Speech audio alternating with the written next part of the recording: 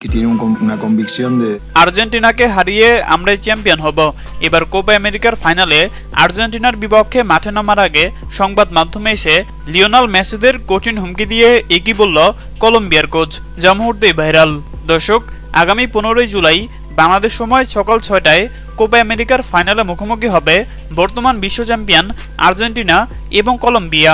পুরো আসরে দাপটে পারফর্ম করে এবং সেমিফাইনালে কানাডাকে হারিয়ে এবারের আসরে প্রথম দল হিসেবে ফাইনালে উঠে মেসির আর্জেন্টিনা।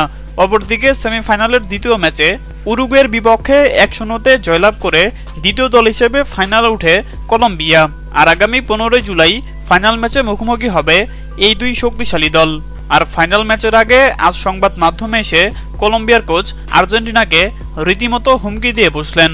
তিনি বলেন, আমরা বড় বড় দলের বিপক্ষে দাপুটে পারফর্ম করে জয়লাভ করে ফাইনালে এসেছি, আর ফাইনাল ম্যাচে আর্জেন্টিনাকে বড় ব্যবধানে হারিয়ে এবারের কোপা আমেরিকায় আমরা চ্যাম্পিয়ন হব।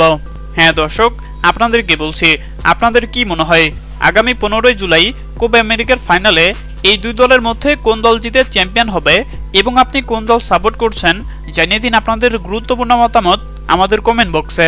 ধন্যবাদ।